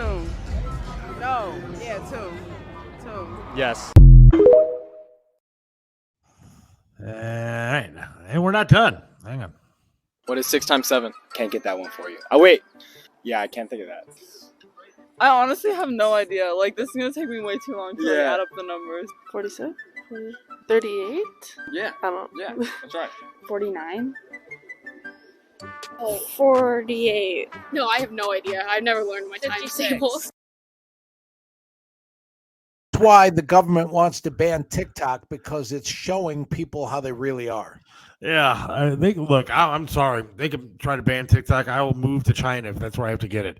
Man, it's the most entertainment that I have throughout the day. It's is watching TikTok and watching the stupidity of our country. This isn't necessarily a stupid person, but I pulled this video anyways. I'm a black woman. You seriously asking me that question? Well, you're wearing a mask, so it looks like you trust the government a little bit. See, I'm a black woman. Do I trust the government? Yeah, do you trust the government? No.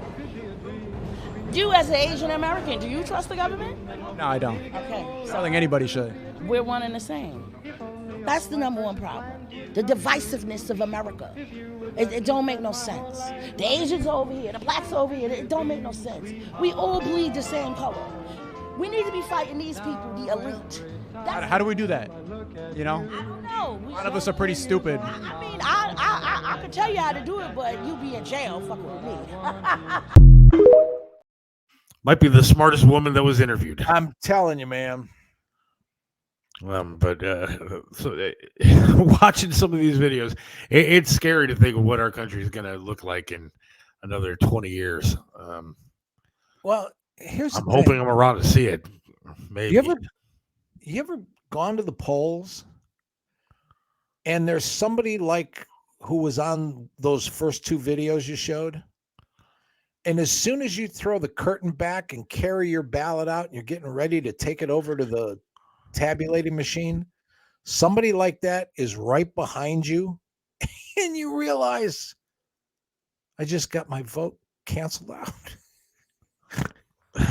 Yeah. It's like, it's great. Why am I bothering? I mean, you would really hope that people like that aren't voting, but I think that they are. That's what's really scary at this point. Yeah. And again, I'm not trying to, I don't want to get into big bashing of Biden, but he's buying kids like that their votes. Well, when he says, I'm going to give you $10,000 free college, those were college kids that couldn't answer 7 times 6. Yeah. Those were kids that can vote and are going to school. A lot of schools that we pay for. If there was a competency test that you had to pass in order to get the loan forgiveness, people would owe this government a lot of money. Yeah. And I mean, when I saw that, and I saw a couple of those kids, they had backpacks on and they're ready to go to their class, and they're going to have to write a thesis at some point. They're going to have to write an essay. They're stupid. Yeah. And that's why they've said that 80% of college kids, there are traces of AI and these little bot things that'll write those essays for you, that they're all going on TikTok or all going on their phone and Googling and cheating. Oh, yeah. That's just setting us up to be just. Speaking of that, real quick, I actually applied for a job today to work with AI to create and write things that AI will say. Wow. It was a job that I found online, and it was a legit job. It's a legit company, but it says your opportunity to explore the new AI technology, to work with the new AI technology, and to further the country. But it was to actually write and read what like the AI is saying and add to it and create more content for AI. Wow. And I mean, you imagine what I could do with that? That would be great, I guess. I could say what I want to say, but I'm sure it has to be approved by somebody else. Oh my God. But that's what we're coming to. That's the kind of stuff that's happening. And it's terrifying. All right. Stupid kids, AI that's programmed by somebody who don't even know what it is. It could be me. So I'm watching the news yesterday, and they have this marriage and relationship counselor on. And she's on because she did her own quote unquote research and set up one of these AI friends that you can set up on your phone, whatever that app is called that you were talking about. And this guy, she said, after 5 conversations, got totally inappropriate. And so they said, well, take us through it. What happened? She said by the second conversation, he was already calling her babe and sweetie and all kinds of, pet names as if they'd already slept together. And then by the 5th conversation, he confessed that he had an affair, that he's already cheated on her, and he just wanted to say he was sorry. Now, this is a made up. And the mere fact that this shit, I'm sorry, Facebook, the fact that this shit is in the world right now and nobody cares is part of what scares me. I downloaded that app. I can't remember what the name of it is, but I did it for show purposes. Right. But I did. I just wanted to see what it was all about. And yeah, you can design your partner. You can design whatever kind of girl you want to design, what color hair and everything else, what kind of body, big top, little top, whatever you want to do. You can design her so she's pretty hot. And I'm sure you could do it with the other way around, a guy. Right. And then you can pick what kind of personality you want that person to have. And now I tried certain things. I tried a lot of different things with this. And the other stuff you have to pay for. Like if you want to like get intimate with this other thing, this AI, this you have to pay for it. I know. People out there that are willing to pay, I guess. But here's the thing, it's in its infancy. You walk through a mall, you walk through a grocery store, and you see these little babies in strollers. And then you look at mom and dad, they don't have enough time, energy, or brain power to fight off or keep these kids from the time they're 9, 10, 12 years old, that's normal. Okay, but let me ask you a question, and I guess I'm playing devil's advocate a little bit here. All right. But an application like that, now times are changing. There's going to be apps, there's going to be different things that are out there because times are changing. I mean, it's not 1955 anymore. I mean, it's agreed. And so you kind of have to roll with the punches when it comes to technology. Now, there are people out there that are not as good looking and as awesome as we are, willing to have no financial restrictions. We could take people out and have a good time, and we're so good looking. And they're lonely. At a bar. But there are certain people out there that don't have that, and they're lonely people, and they're sitting at their house. They're not good at talking to people at bars or restaurants or even doing the dating scene online. And maybe they don't want to go through all that hassle of trying to find a partner to love. And maybe something like that is easier for them to do, and they feel some sort of hole in their life is filled. Is that necessarily a bad thing?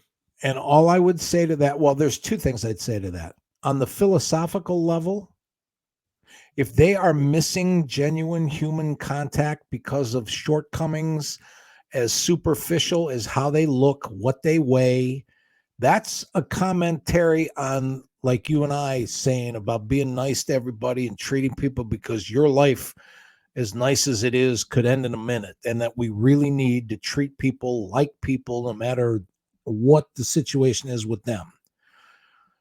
But not only that, don't tell me that because they can buy an app that they have substituted or they've gotten interpersonal human contact, because they're talking to a robot. I understand, but now with technology, that robot does talk back to you. I mean, they have dolls out there like that. That's the next thing too. seen. But here's the other issue, because I But, said I mean- there were two things.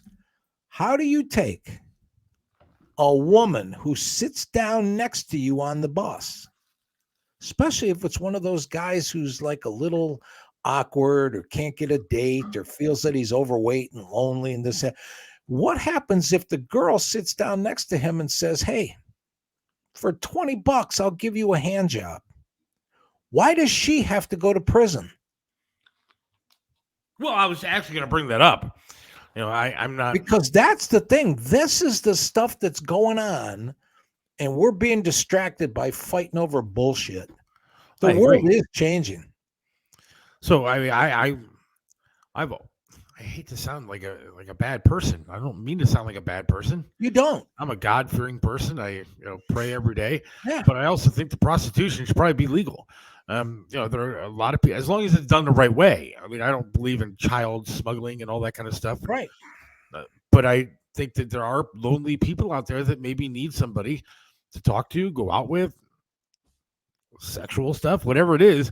And it's not necessarily a bad thing. But that's what I'm kind of saying with this AI stuff too. Well, at least the AI app that we're talking about. Yeah, but when the there are AI lonely app people out writes there. your term papers, when the AI app Then it's fills out of your- control. I do agree. Yeah.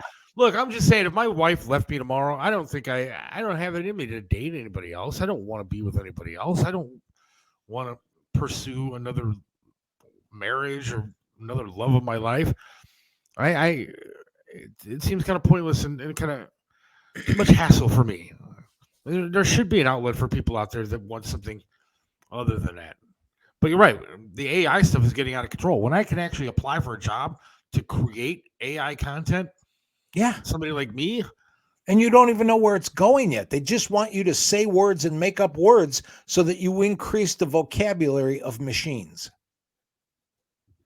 Yeah, that's a Joyce. I'll tell you, that's pretty poignant, Joyce.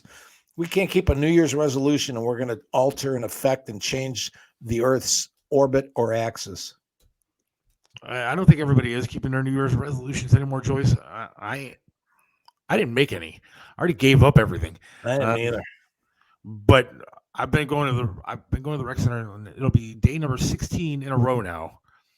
I'm trying to stay true to what I want to do for Lent. But the majority of the people that I saw back in January are not going to the rec center anymore. Right. Are not at the gym. They've all it's a lot less. There's a lot less people there now than there was back in January. So I think a lot of people have given up. Mayor Bill says, get a blow-up doll. What'd you give up for Lent? I didn't give up. I decided to do some positive stuff, and it's pretty personal, but I decided to take that route instead of saying, I'm not going to smoke pot during Lent. Lent came around. I don't eat red meat anyways, and they say you're not allowed to eat meat on Fridays. Is that what it is? No meat on Friday? Yeah, Friday's Ash Wednesday. Yep. Yes. However, if you look up the definition of meat, it is the flesh of an animal. Right. If you look up the definition of a fish, it's an animal. Still an animal. Right. And so eating fish is still eating meat. So I don't understand the theory. I know a lot of people get mad at me. Some of my close friends have gotten mad at me because I made that comment. But I've already given up red meat. So what am I giving it up for? And there you go. So I think chicken is just fine. Okay. I think pork is just fine. I think the 40 days prior to all of what this leads up to, which is whether or not you believe that there was a resurrection, but we're light years away from him coming back and being happy with the fact that, of course, I was the guy that stood up in 8th grade and asked the Monsignor who came to visit that day during religion class, if Jesus died for our sins, why can't we just have him? That's a valid question. Otherwise, that was all, he wasted. It was all for naught. Right, it was all for naught, man. If all the sins are forgiven, then man, go commit all of them so they're done with. Yeah, I'm trying not to do that. I'm trying to be as good of a person as I could possibly be. You know what? It's a lot easier to be a good person when I'm just sitting around the house all day. Yeah, there you go. Even your cat comes out and spends time with you now. Chicken is all squishy. How do you not like chicken? Do you follow the whole no meat thing, though? Do you not eat meat on Fridays? Oh, God. Yeah, I still keep to those kind of things. And even but do you eat fish? I eat fish. Oh, hell yeah. So you don't consider fish to be a meal? No, and because it has nothing to do with spirituality. It's just that I love seafood, and it gives me an excuse to make sure I eat it a couple times a week during Lent. The Chinese know when my washing machine is on its spin cycle. Yes, they do. If you have one of those kind of washing machines, they know everything at this point. But I don't care. I'm not giving up my TikTok. They can continue to watch me. Yeah, I don't really eat a lot of seafood. If it's not breaded, I don't really eat it. I gotta you still talk about like the salmon and stuff, but I can't. Like fried shrimp, I'll eat. Yeah. Fried clams, I'll eat. Yeah. But it has to be fried. Everything has to be fried. I'll let you on a little secret. You can fish sticks. You can get a fried oyster. Well, then I would eat that. Yeah, there you go. So I'll tell Tony, we'll set that up. But I have to tell you, I've always been adventurous enough. When I traveled and I was on the road for all those years, I learned two things. One, I quit eating national chain fast food stuff. And in exchange, I would look for the little mama papa diners in every town that I was driving around in, because I figured that those people needed the money, deserved the money. And my dad was a sole proprietor and owned restaurants. So I would go in, and then the next level was, instead of eating the same thing, because there are statistics that show that once people turn 25, they only eat 10 things for dinner. There's only 10 things they rotate between, and that's all people eat. Well, I'm the kind of guy that if I go into a restaurant and I see something on the menu that I had never had, that's what I ordered. And I turned myself on to all kinds of amazing, new, different stuff. And once I started doing that, then I became obsessed with learning how to cook. So I'm in my 60s now, but after using it to develop over time, I'll tell you something, man. And you like to grill. You said you love to grill and barbecue. You could blow the lid off all kinds of stuff, dude, because there isn't anything that you can't eat that doesn't taste better coming off an open fire. Yeah, I'm going to have to try that. Love seafood, but wife is allergic to it. Yeah, I dated a girl once that was allergic to fish or seafood or whatever it is. Right. Whatever kind of seafood. And I made something, and some sort of pasta, and she didn't know that there was seafood in it. I don't think I told her. It wasn't like I didn't know that she was allergic. And we're sitting there, and next thing you know, the throat starts closing up, and wow, I was like freaking out. And I mean, it really sucked because it ruined the rest of the night for me. And nothing happened that night for my ass, but yeah, it's kind of. And then I kind of felt bad too that she was really sick. But, well, that's good. Can eat fish or seafood because way back when the Pope's family controlled the fishing business. Look it up. Yes, that's what I've read numerous times. Yeah, is that back then the church kind of wanted to promote the fishing industry, and kind of made this rule about eating fish on Fridays was okay. Yep, absolutely. Going to the Marine Corps, love the MREs in the field. I can't imagine that stuff was very good, right? They have fried shrimp and steak. I don't know. Have you tried that supposed ice cream that they give the astronauts? I have. I did. I lived in Florida and drove up to Cape Canaveral one time, and there you go. I tried some of that stuff in a gift shop, and it was fairly tasty. I mean, it tasted like vanilla, it tasted like chocolate, not like ice cream, but it was good. I really like the show Less Politics and Sports, Real Time Talk. Well, we're going to get into everything. I mean, that's the point. When it's time for the NFL draft, we'll talk about that. But I do want to talk about January 6th next week, too. Yep. I'll try to get a guest on and talk about it. Yep. I know some people that were there, so we'll see if they will. Well, I know one that won't, but we'll see if we can get somebody to come on and talk about that. I had a cell phone. I had a girl at McDonald's drive-thru only. John gave me change 3 times. She still got it wrong. She ended up giving me my $5 back. Jeez. All right, we're going to take our last break, and then we're going to wrap things up. I got to head to the rec center. You got it. So let's we'll be back in about 2 minutes. Hang on. It's for Smoking Rock and Roll food trucks. You got to check them out, man. The food is just unbelievable. Mac and cheese is fantastic. The brisket, everything else is just to die for. You got to check out Smoking Rock and Roll. 605 Clague Parkway in Bay Village. You can give them a call, 216-539-2239 to book a food truck.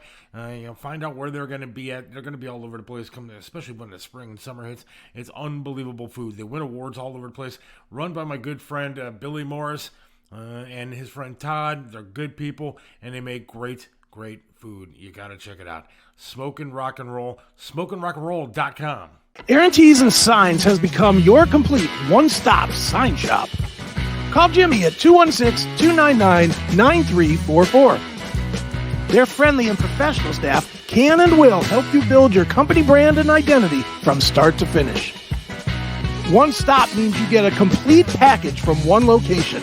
Custom logo design, vehicle graphics, banners, t-shirts, storefront marquees, and so much more.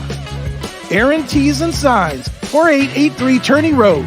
Call us at 216-299-9344.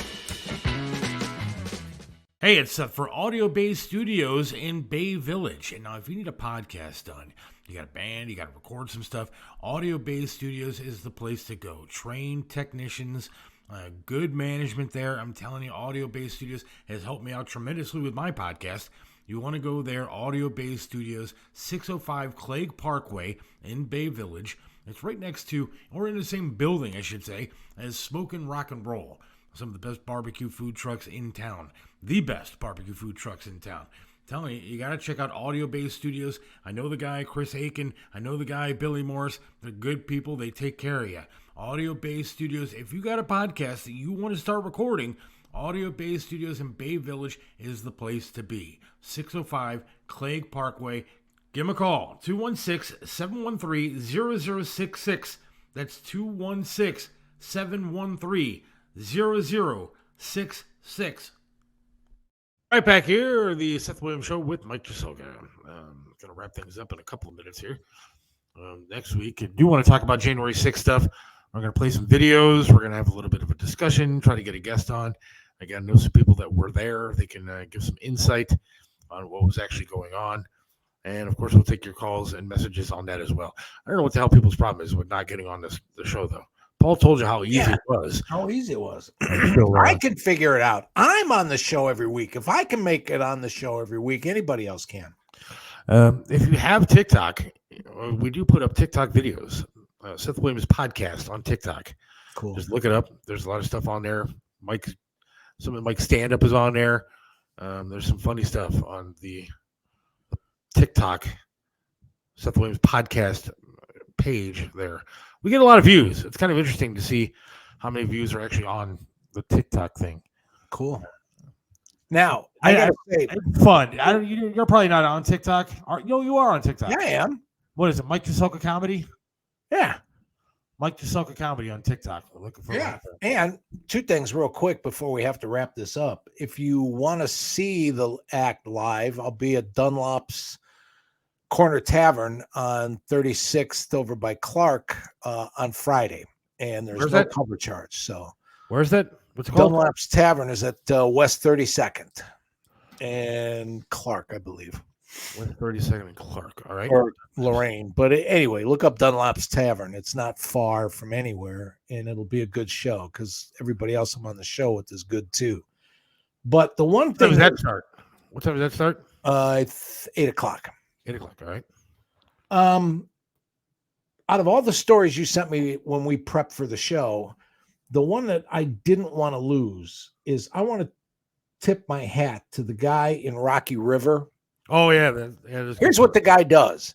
He's got a giant skeleton in his yard.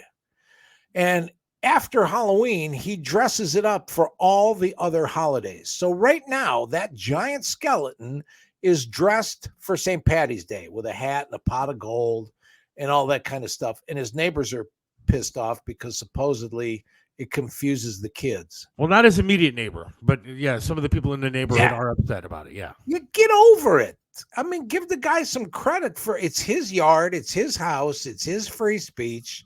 The fact that you're all nervous and this, that, and everything, your property value is not going down. Just shut up, Rocky River. Leave him Amen to alone. that. And it's now the city is actually trying to find some loopholes and to make it that he has to take it down. And he's saying he's ready to go to court over it. We should try to get a hold of that guy and see if he'll come on the show. Absolutely. Or let's drive by, and get a picture, and pay our tribute to the guy. So let's. Without a doubt, that guy is hats off to that guy. You're right, because he's just decorating, and it's his friggin' yard. And it's funny. I got to tell you, you talk about kids getting confused. One of the most hilarious things I ever saw when I lived in LA, I lived right under the Hollywood sign and right above the Chinese theater. But the neighborhood was full of people and a bunch of houses that Walt Disney had made that looked like little Snow White. But the animators for Snow White and all this, they all got the house back in the day. Make a long story short, the house was near me, was bought by a guy who was a prop maker and a carpenter on Hollywood sets. He went up on his roof with a full sleigh and 8 plastic reindeer, and he built this thing that made it look like Santa misjudged the landing, and the sleigh crashed. The sleigh was upside down. There were presents all over the roof. The reindeer were just all scattered everywhere, and Santa's legs were sticking out of the chimney. When you drove by that thing at night, first glance and looked, the first time I saw it, I peed. But wouldn't you know it that people said, I drive by with my kids and they get scared that Santa's not going to be able to come because they just saw that he crashed. Yeah. Well, make a long story short, the guy put it up year after year after year. And that had to have been back in late 70s. Yeah, late 79, 80, no later than that. So that was 45 years ago. Let it go, people. Lighten up. We got to get along. So you know why kids are confused?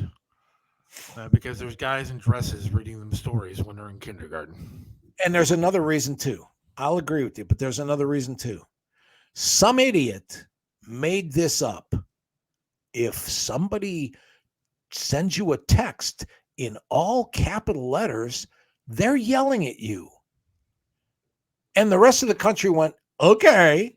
And so now teenagers think, oh my God, look, he's yelling at me and where's my gun? That's nuts. You don't hear with your eyes. And on that note, we are going to say goodnight. God willing, we'll talk to you again Monday night. We'll have some great guests on next week as well. Talk a little January 6th and a bunch of other things as well. Have a great rest of the week. Thank you, Mike. Thank you, everybody, for listening.